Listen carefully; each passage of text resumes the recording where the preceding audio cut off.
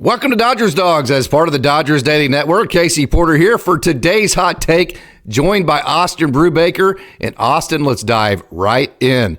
Should the Dodgers trade for Jesus Luzardo? Yeah, great question. And this is something where the Dodgers are in a state of trying to address some wants that they have.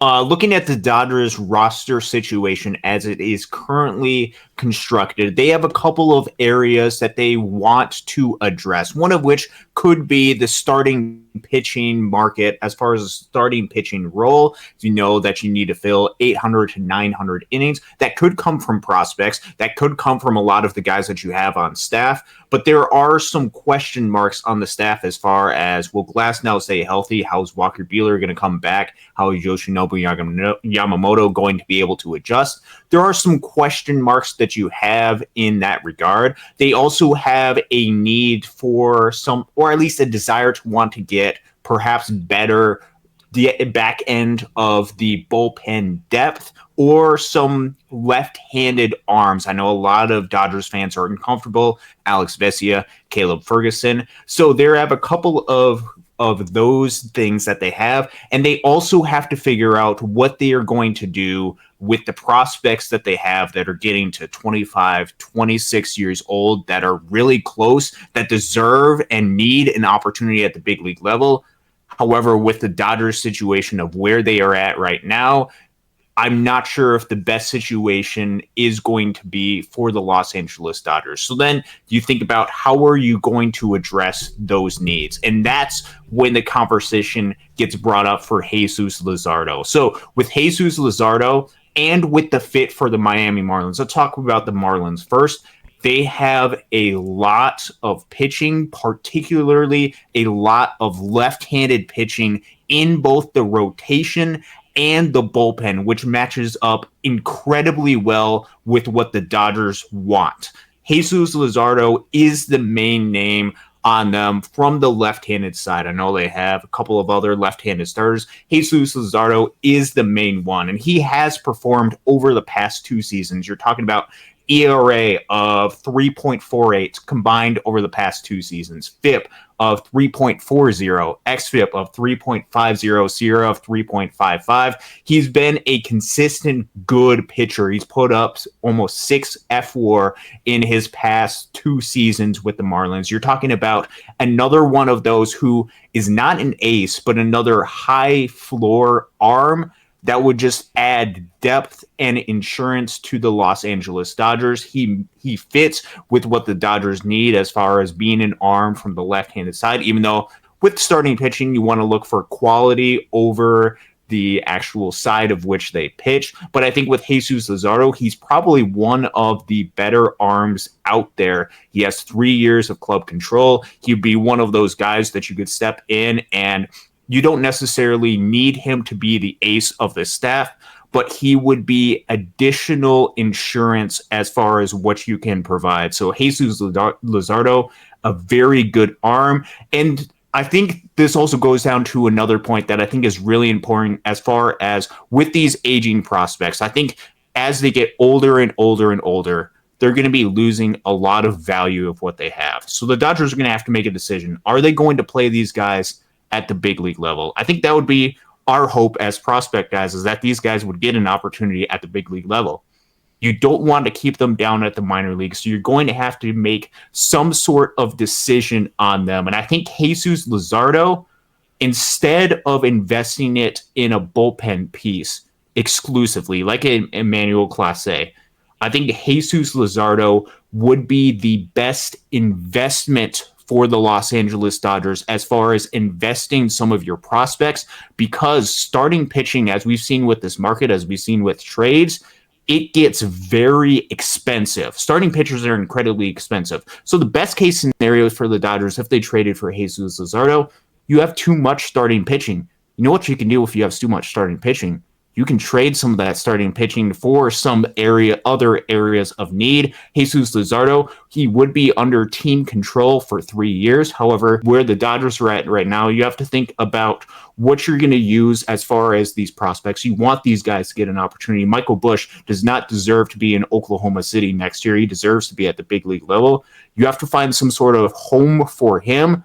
One of the options to do that is to make a good, solid investment in something that has consistently proven to get a high return. So if you have too much starting pitching, you can go ahead and trade Jesus Luzardo either for another area of need or for some lower level minor league depth and be able to continue to improve this system that the Dodgers have built. So you could keep Jesus Luzardo for next year, trade him off after this year, and then go get some really, really, really nice prospects if you wanted to re-sign Clayton Kershaw to 2 years or go get Roki Sasaki and you didn't feel like you had the room for him. So this isn't a situation just because he has 3 years of team control. You have to have him for all 3 years. There is a big-time return that you could get out of him. The return could either be on the field or through prospects you would get in a trade. And then also, I think it makes a lot of sense, Austin, because I think the Dodgers and Marlins are the two best trading partners because the Marlins, if you look at their offense, they need offensive type of guys. They need a Michael Busch. They need a Miguel Vargas. And then they also need young catching. They would love to have a young catching, elite type of prospect like that. And then the Dodgers need left-handed pitching both on the starting rotation and in the pen. And not only do the Marlins have Jesus Luzardo as far as a starter, they also have 3 lefties in the pen.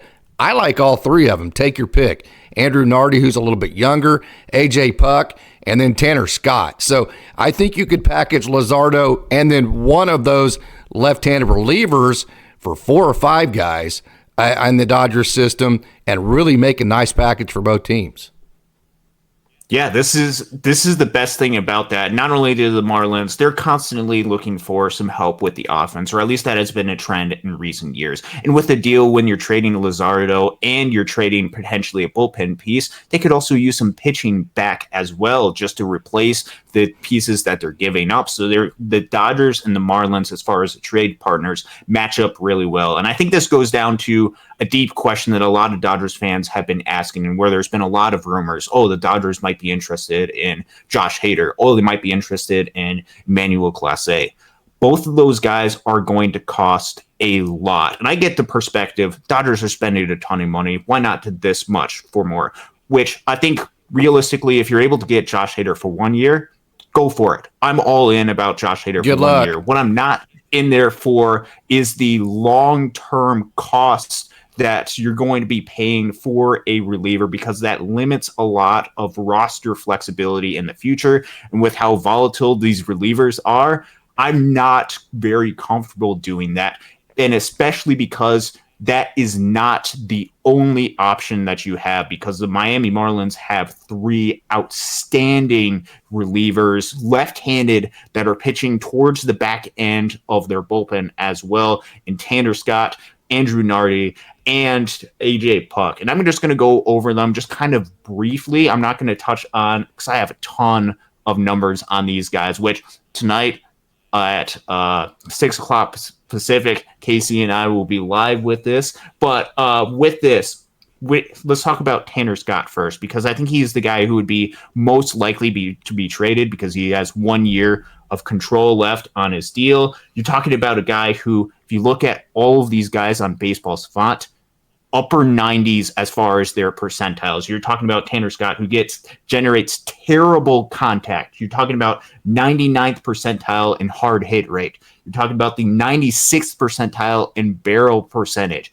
And then he's also generates a ton of swing and miss as well. You're talking about 97th percentile in width, 98th percentile in strikeout percentage. He's got a slider that he uses about 52% of the time, fastball. All of these relievers are primarily fastball slider type pitchers. Last year, as far as his numbers, he was 2.31 ERA. You're talking about 2.17 FIP, 2.66 Sierra.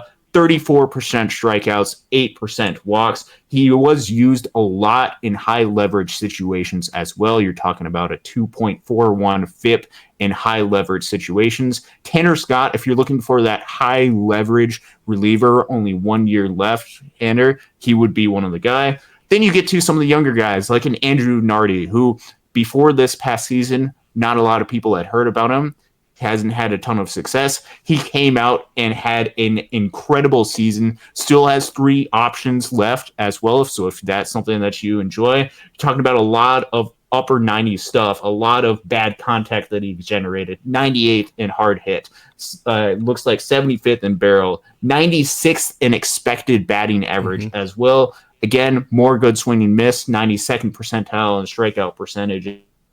Talking about a really good reliever who also very effective in high leverage situations, very good against left-handed pitching.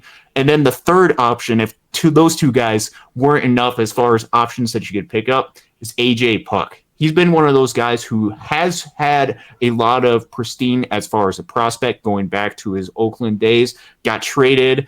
Then he became almost exclusively a reliever, and he's really run away with that role. He's got a lot of red on Baseball Savant, really good strikeout walk numbers. You're talking about, again, really good extension with him. His Sierra numbers, which is, again, an ERA estimate, has consistently gone down, which is a good indicator that he's just getting better and better and better. Last season and against left-handed pitching, I think this is something that's really key. 2.89 FIP and a 1.90 expected FIP against left-handed pitching.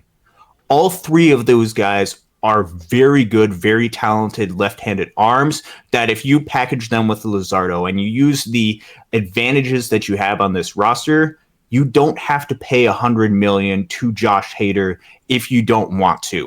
There are different options. The Miami Marlins match up really well with what the Dodgers need, and I think the Dodgers can provide the Marlins something that they don't have and really help regenerate and provide a lot of upper level talent that can just be a next wave of prospects for them. So I think both of these teams match up incredibly well with each other. So what type of package do you think it would take to get? I think it would take upwards to 5 guys. You're going to have to add like a Nick Frasso, a Diego Cartaya, a lower minor league prospect, and then probably a Michael Busch as well. I think that's probably what's going to take. Would you agree with that? Yeah, it's so, and granted, that does seem like a lot, and we've talked about these guys a lot. These guys are incredibly talented.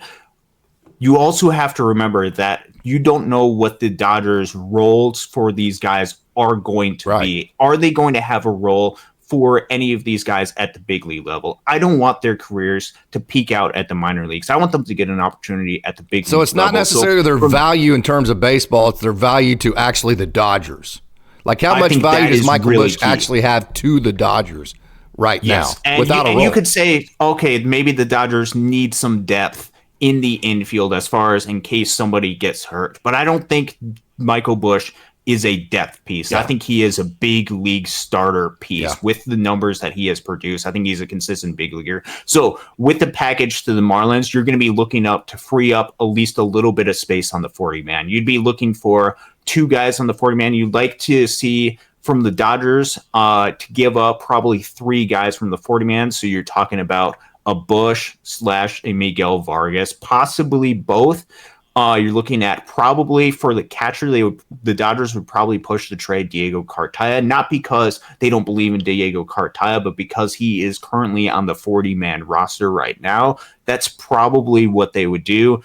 Then you're looking at maybe a pitcher or 2. So it is going to be a huge trade from the Dodgers, but you have to think about what role are these guys going to have for the Los Angeles Dodgers, and does this address further needs that the Dodgers have? And also with Luzardo, don't necessarily think about him exclusively as a starting pitcher. Think about him also as a potential investment if things go right. So if things go wrong, if Tyler Glasnow gets injured again, if Walker Buehler struggles to get back, if a lot of the question marks that have, Jesus Luzardo can step up. And if you don't need him to step up, you further replenish this farm system or address another area of need. It provides a lot of different options. Again, this is all speculation. We don't know if there's any interest from the Marlins to deal and trade these guys.